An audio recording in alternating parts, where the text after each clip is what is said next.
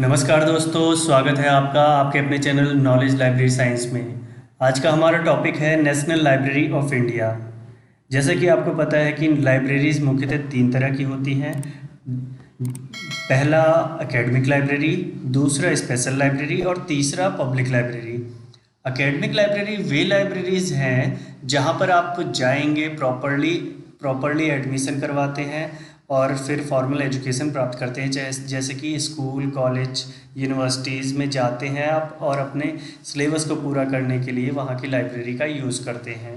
जबकि special library वे library हैं जो किसी पाठक विशेष वर्ग के लिए स्थापित की जाती है और इसको स्थापित करने का मकसद भी कुछ स्पेशल ही होता है। चाहे वो नेशनल मेडिकल लाइब्रेरी हो गई जैसे, और दूसरा जैसे कि national library of blind and handicapped, ये सब स्पेशल लाइब्रेरीज हो गई। और तीसरा है पब्लिक लाइब्रेरी। पब्लिक लाइब्रेरी वे लाइब्रेरी है जहाँ जिसका कोई पाठक विशेष वर्ग नहीं होता। यहाँ पर आपको सभी तरह की बुक्स मिल जाएंगी। यहाँ का जो पाठक है वो एक छोटा प्राइमरी स्कूल में पढ़ने वाला भी बच्चा हो सकता है या 60 साल की उम्र वाला व्यक्ति भी हो सकता है। तो ये तो थे टाइप ऑफ लाइब्रेरी, तीन तरह की लाइब्रेरी होती हैं। और आज हम करेंगे नेशनल लाइब्रेरी ऑफ इंडिया। ये कहीं ना कहीं पब्लिक लाइब्रेरी की तरह ही काम करती है, लेकिन नेशनल लाइब्रेरी पब्लिक लाइब्रेरी नहीं है। ये एक राष्ट्र की लाइब्रेरी है, भारत की लाइब्रेरी है।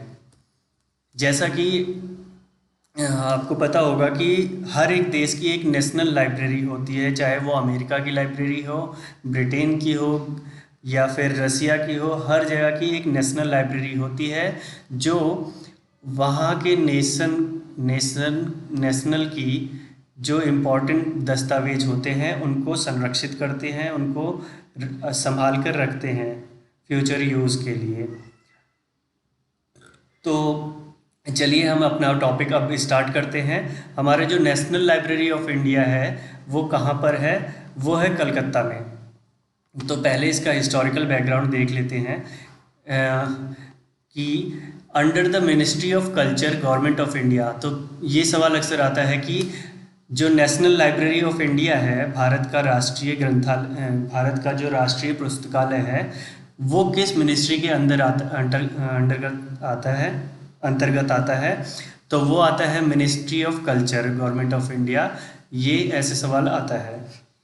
अब इसका हिस्टोरिकल बैकग्राउंड अगर देखें तो ये जो लाइब्रेरी है ये कलकत्ता पब्लिक लाइब्रेरी के नाम से स्थापित हुआ था 1836 में। किस नाम से स्थापित किया गया था? तो 1836 में कलकत्ता पब्लिक लाइब्रेरी के नाम से स्थापित किया गया था। और क्योंकि 1836 है तो ये अंग्रेज़ों का ज़माना है, तो भैया अंग्रेज़ों के टाइम पर ही कलकत्ता पब्लिक लाइब्रेरी की स्थापना अंग्रेज़ों ने करी थी। कब करी थी? 21 मार्च 1836 को। वर्तमान में ये कहाँ पर है? तो ये इस टाइम पर बेल्वेडियर एस्टेट ऑफ इन कलकत्ता में स्थापित है। ये काफ़ी बड़ी लाइब्रेरी है। कभी आप नेट पे सर्च करोगे तो इसके बारे में आपको काफ़ी डिटेल्स मिल जाएगी। बहुत बड़ी लाइब्रेरी है, काफ़ी अच्छी लाइब्रेरी है। और आगे चलते हैं। तो हमने यहाँ तक कर लिया था कि इसकी स्थापना कब हुई थी। तो 1836 में कलकत्ता पब्लिक लाइब्रेरी की स्थापना हुई थी।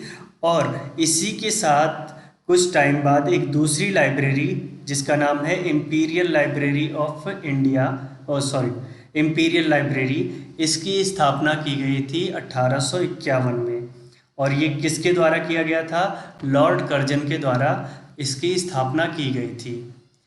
इम्पीरियल लाइब्रेरी की स्थापना 1891 में। अक्सर ही कंफ्यूज हो जाते हैं कि कलकत्ता पब्लिक लाइब्रेरी और इम्पीरियल लाइब्रेरी दोनों एक है, लेकिन असल में ये दोनों एक नहीं है। पहले 1836 में कलकत्ता पब्लिक लाइब्रेरी की स्थापना की गई थी और इम्पीरियल लाइब्रेरी की स्थापना 1891 में की गई थी। फिर बाद में इन दोनों को मिला लिया गया था। और वो कौन सा एक्ट था? इम्पीरियल लाइब्रेरी एक्ट 1902 के तहत कलकत्ता पब्लिक लाइब्रेरी और इम्पीरियल लाइब्रेरी को मिला दिया गया था। और ये इन दोनों को मिलाने का काम किसने किया था? लॉर्ड कर्जन ने करा था। तो ये तो हिस्टोरिकल बैकग्राउंड। अभी आगे चलते हैं। 30 जनवरी 1903 इम्पीरियल लाइब्रेरी को ओपन कर दिया गया था। अभी तक क्या था कि 1902 तक कलकत्ता पब्लिक लाइब्रेरी और इम्पीरियल लाइब्रेरी दोनों को मिला लिया गया, और फिर अभी जनता के लिए ओपन नहीं किया गया था। जनता के लिए कब ओपन किया गया? 30 जनवरी 1903 को इम्पीरियल लाइब्रेरी को ओपन किया गया पब्लिक के लिए। और अब भैया इम्पीरियल लाइब्रेरी की स्थापना कर दी गई है और एक प्रॉपर राष्ट्र की लाइब्रेरी बनने लगी है। तो अब यहाँ पर चाहिए था एक लाइब्रेरियन।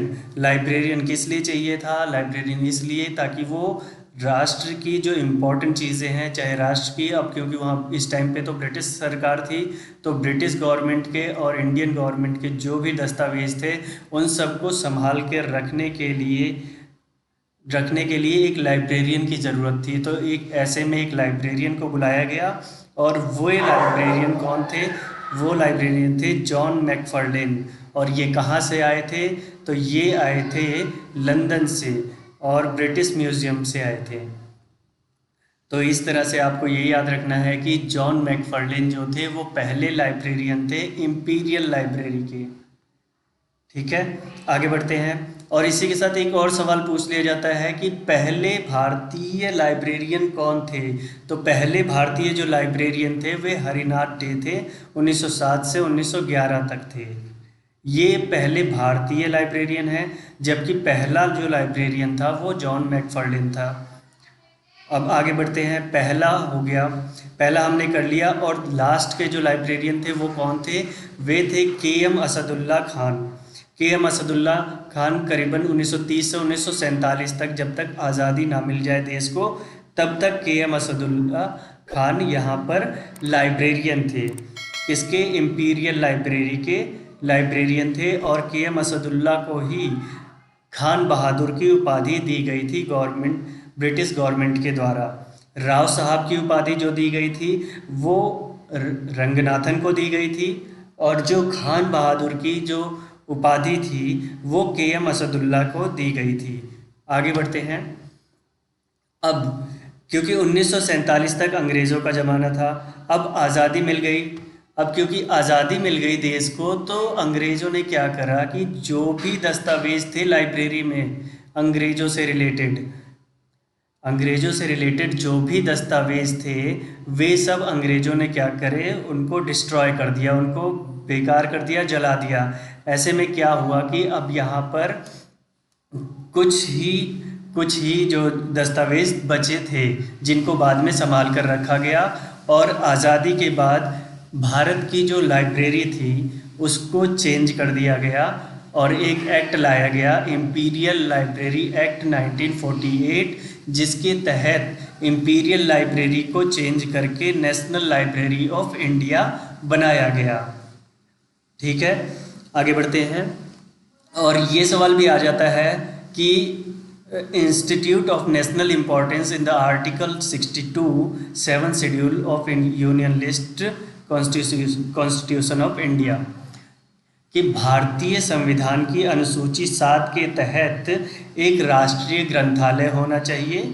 और ऐसा कहाँ पर लिखा गया है? ऐसा भारतीय संविधान के शेड्यूल 7 अनुसूची 7 में आप जाकर देखेंगे तो अनुसूची 7 के आर्टिकल 62 के अंतर्गत लिखा गया है कि भारत में एक भारतीय ग्रंथालय होना चाहिए।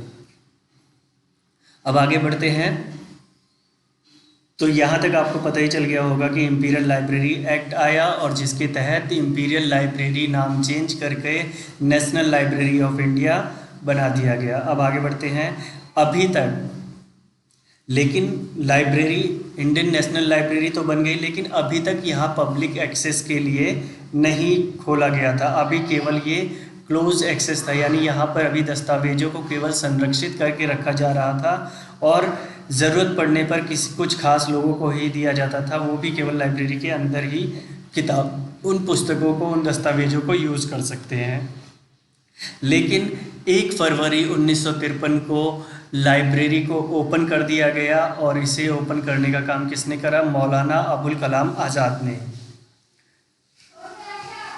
मौलाना अब्दुल कलाम आज़ाद ने 1 फरवरी 1953 को भारतीय राष्ट्रीय ग्रंथालय को जनता के लिए खोल दिया। और इसके पहले जो लाइब्रेरियन थे वो कौन थे? वो B.S. केशवन थे। अब पहले लाइब्रेरियन वो, इससे पहले जो हमने पढ़ा था जॉन मैकफर्लेन, वो इंपीरियल लाइब्रेरी के लाइब्रेरियन थे।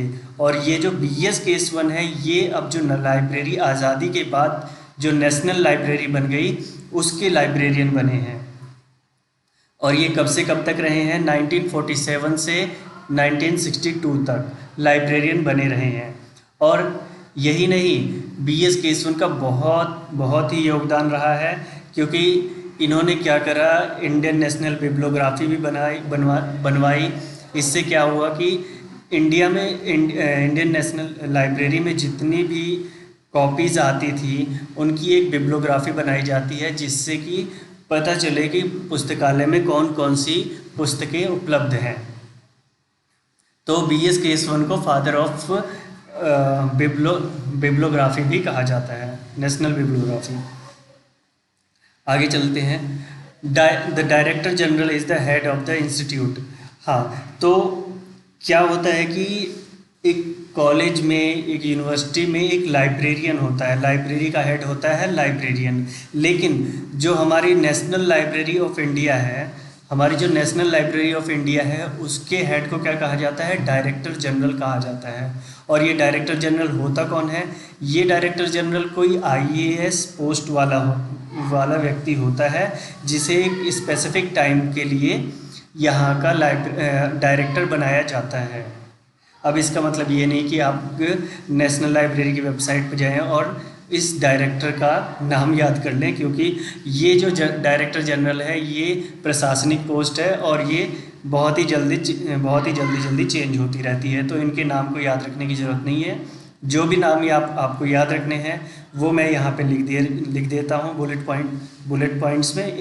यहीं से सारे सवाल आने हैं, आप बस इन्हें याद कर लीजिएगा। तो अब आगे चलते हैं। हाँ, तो अब क्या होता है कि नेशनल लाइब्रेरी ऑफ इंडिया तो बन गई, लेकिन यहाँ पर अंग्रेज़ों ने सारे दस्तावेज जो भी थे वो डिस्ट्रॉय कर दिए, तो अभी हमारे पास दस्तावेज नहीं बचे थे। तो ऐसे में क्या हुआ कि डिलीवरी ऑफ बुक एक्ट 1954 आया, जिसके अंतर्गत कहा गया कि भारत में जितनी भी बुक्स जो पब्लिश होती हैं, जितनी भी बुक्स पब्लिश होती हैं या बुक्स जो पब्लिश होती हैं, उसकी एक copy national library of India में सबमिट होनी चाहिए। ऐसे करके करीबन चार नेशनल लाइब्रेरीज हमारे इंडिया में है, जहाँ पर टोटल एक कॉपी हर एक लाइब्रेरी में भेजी जाती है। तो एक copy national library of India, इसी तरह से अन्य 3 जो लाइब्रेरी है, चाहे DPL हो गई या इसी तरह से 2 और हैं, उन सब में एक कॉपी भेजी जाती है। आगे बढ़ते हैं। हाँ, तो इसके बाद अब ये सारे तो फैक्ट थे, लेकिन अब इसके बाद हमें ये 2-3 पॉइंट है, ये जैसे कि acquisition and conservation of all the significant national production of printed material. तो हमारी नेशनल लाइब्रेरी करती क्या है? नेशनल लाइब्रेरी जो हमारे देश में जो भी पब्लिश होता है राष्ट्र के ऊपर, उन सब की एक कॉपी हमारे यहाँ पर नेशनल लाइब्रेरी में सबमिट करनी होती है।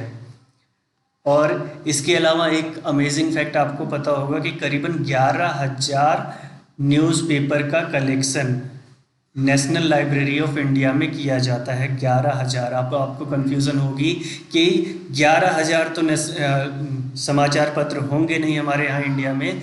तो भैया मैं 11,000 केवल नेशनल की नहीं बात कर रहा हूँ, मैं पूरे ऑल ओवर इंडिया से, ऑल ओवर वर्ल्ड से जितने भी इम्पोर्टेंट न्यूज़पेपर हैं उनका collection national library of India में होता है। ठीक है, इसी तरह से अगला पॉइंट है हमारा collection of printed material concerning the country no matter where it is published. मतलब कि हमारे देश के ऊपर बाहर देश में, चाहे वो रसिया में, अमेरिका में, चाइना में, कहीं पर भी हमारे देश के बारे में अगर कोई बात की जा रही है तो उसकी अगर वो बात की गई और उसको पब्लिश किया गया है तो उसकी एक कॉपी जो है वो हमारे नेशनल लाइब्रेरी ऑफ इंडिया में सबमिट की जाती है।